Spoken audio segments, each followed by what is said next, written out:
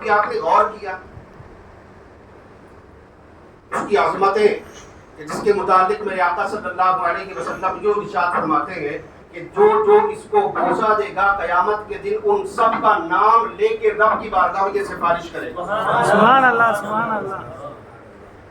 اب ذرا آئیے اسی پتھر سے سوال کرتے ہیں کہ اے حجر اسود بتا، نہ تو نے نماز پڑھی، نہ تو نے روزہ رکھا، نہ تو نے حج کیا، نہ زکوٰۃ دیا، نہ کوئی نیک عمل کیا، کچھ بھی نہیں ہے، بس ان 360 بتوں کے درمیان تجھے بھی رکھا گیا تھا، لیکن تیرا یہ مقام. اب کہنے والے نے یوں کہا کہ حضرت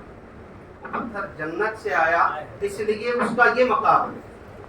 کہنے والے نے یوں کہا، گمراہ کرنے والے الگ الگ طریقے سے گمراہ کرتے ہیں، تو کرنے والے نے یوں کہا کہ حضرت یہ پتھر تو جنت سے آیا ہے اس لیے اس کی عظمت ہے، اس لیے اس کو اتنا مقام دیا گیا، اس لیے اس کے مرتبے کو بڑھایا گیا ہے. تھوڑی دیر کے لیے اگر اس بات کو مان لیا جائے کہ وہ جنت سے آیا تھا اس لیے اس کے مقام کو بلند کیا گیا، اس لیے اس کی عظمتوں کو بڑھایا گیا، اس لیے اس کی عزتوں کو بڑھایا گیا. شیطان بھی تو وہیں سے آیا،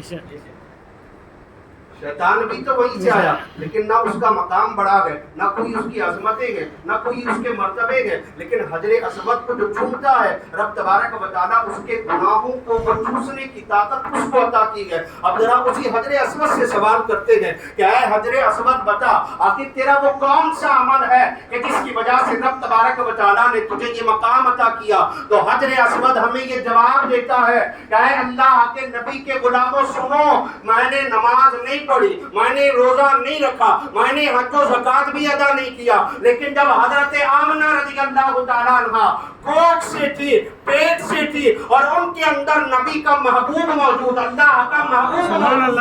اور وہ خانہ کعبہ کا طواف کرنے کے لیے آتی، تو میں ان کو دیکھ کر درود و سلام پڑھا کرتا. سبحان اللہ سبحان اللہ سبحان اللہ. تو اللہ کے محبوب بندے یوں ارشاد فرماتے ہیں کہ اللہ کے نبی صلی اللہ علیہ وسلم نے یہ بھی جواب دیا ہے کہ جب میری ماں آمنہ خانہ کعبہ کا طواف کیا کرتی تھی اور یہ پتھر مجھے دیکھ کر درود و سلام پڑھتا اور میں اپنی ماں کی کوکھ سے اس کا جواب اسے عطا کرتا. سبحان اللہ سبحان اللہ.